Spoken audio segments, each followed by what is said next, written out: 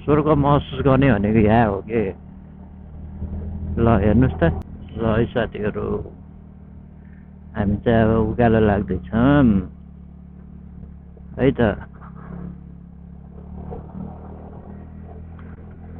आज चाहिँ हामी पुरै पहाड चढ्दैछौँ है त पहाडमा जाँदैछौँ है त यस्तो पढा छ कि फेरि रोड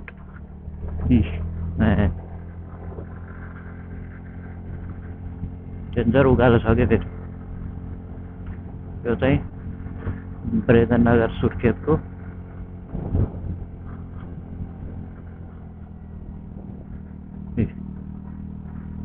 कपासे ब्यारेक आर्मीको कपासे ब्यारेक हो यो चाहिँ होइन यस्तो छ भर्ती छनौट हुने ठाउँ पनि यही हो जाउँ अगाडि जाउँ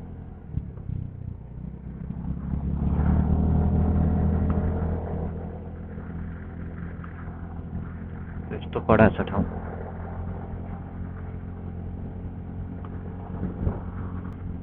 ल है त यस्तो छ हाम्रो दुईजना रेलीहरू पनि आजकल त साह्रै बाक्लो गाडी चल्छ फेरि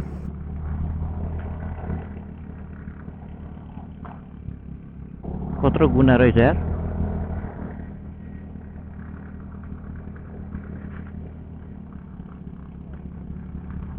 धेरै सालपछि गुना पनि देख्न पाइयो यार चेलीहरू बिस्तारै आउँदै गर्नुहोस्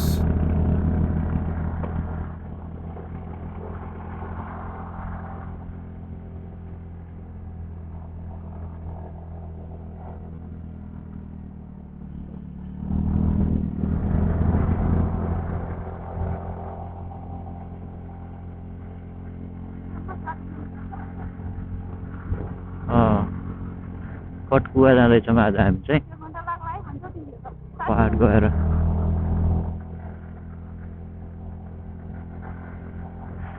पुरै उकालो छ नि त त्यही भएर अलिकति टाइम लाग्न सक्छ भन्ने मेरो चाहिँ मान्यता हो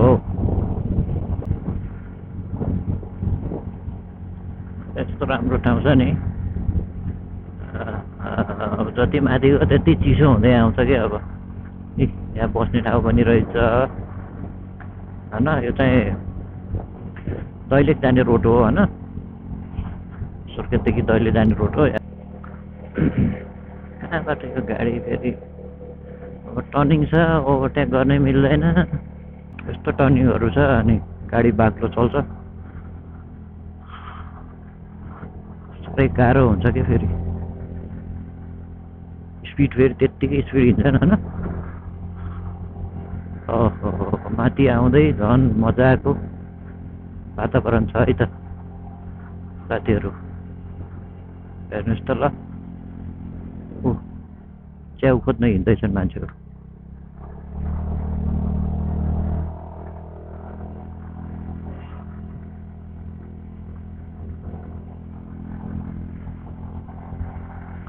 यस्तो छ है त पुरै टर्निङ छ कि जति माथि गयो त्यति चिसो यस्तो राम्रो वातावरणमा अब हामी रमाउँदै जान्छौँ होइन हेरेर साथ दिनु होला कोही नयाँ हुनुहुन्छ भने लाइक कमेन्ट र फलो गर्न नबिर्सिनुहोस् है त साथीहरू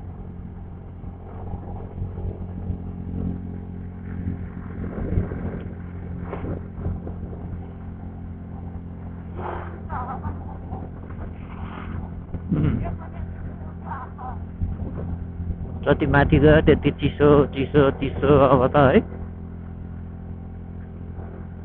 बादलहरू नजिक देखिने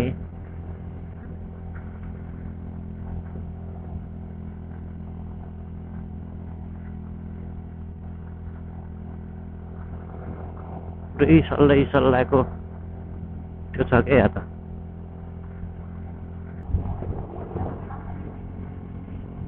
कस्तो आनन्द आउने क्या गुराँसहरू पनि पाउँछ यहाँ चाहिँ।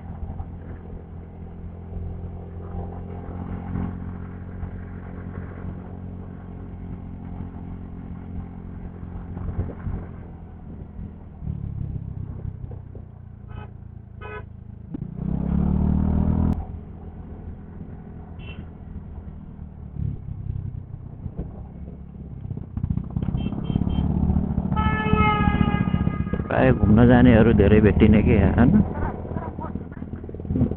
टर्निङहरू त लास्टै डेन्जर डेन्जर छ।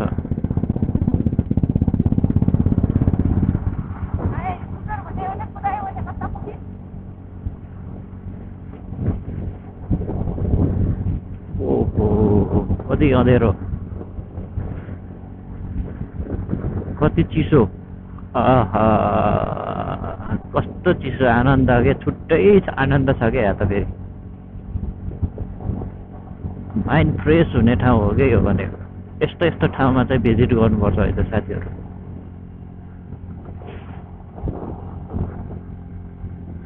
हजुरहरू पनि आउन सक्नुहुन्छ यो ठाउँमा, यस्तो ठाउँमा घुम्नलाई।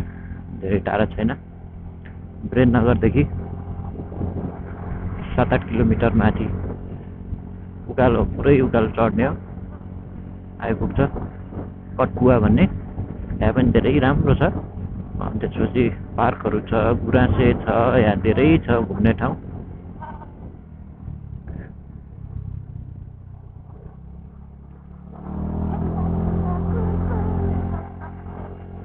ल पुरै वीरेन्द्रनगर भ्याली देखिन्छ यहाँदेखि। फेरि पुरा भ्याली। कति चिसो, हेर्दै यस्तो अँध्यारो गरेको।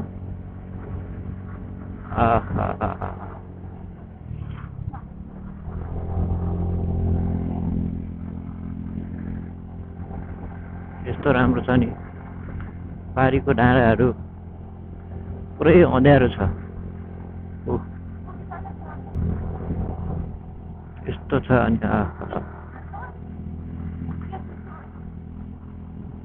ल हेर्नुहोस् त पारी डाँडा। ल पारीको डाँडा यस्तो छ। कुनै डाँडामा घाम छ, कुनैमा यस्तो अँध्यारो छ। यी बादलहरू छ। हेर्नुहोस् त, यो ठाउँमा पो त घुम्ने। ल के छुट्टै स्वर्गमा जस्तो के, स्वर्ग महसुस गर्ने भनेको यहाँ हो के। ल हेर्नुहोस् त, ठिकठाक भिडियोहरू बनाउने, बस्ने यस्तो ठाउँ हो यो। यस्तो ठाउँमा आउने हो क्या साथीहरू घुम्ने हो भने चाहिँ, है त।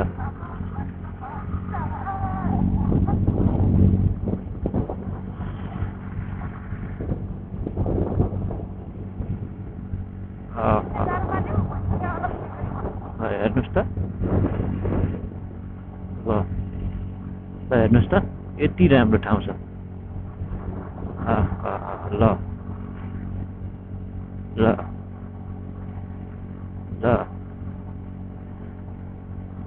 नेपालको झन्डा समाएर हिँड्दैछ नि केटाहरू। आफ्नो नेपाललाई माया गर्नुपर्छ, आफ्नो नेपाली संस्कृतिहरूलाई माया गर्नुपर्छ, आफ्नो मौलिकताहरूलाई जोगाइराख्नुपर्छ भन्ने मान्यताका साथ यस्तो राम्रो ठाउँहरू मैले हजुरहरूलाई भिजिट गराउँदैछु।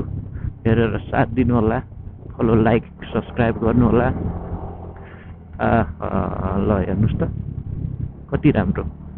जता भिडियो गरे नि हुन्छ, जता जे गरे पनि हुन्छ, यहाँ जे गरे नि छुट्छ।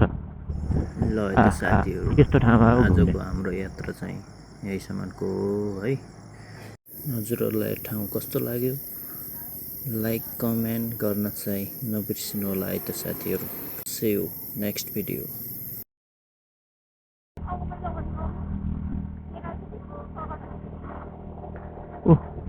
तल तल डेटिङ बस्दिरहेन् फेरि केटा र केटी, फेरि रोइला हान्दैछन् फेरि।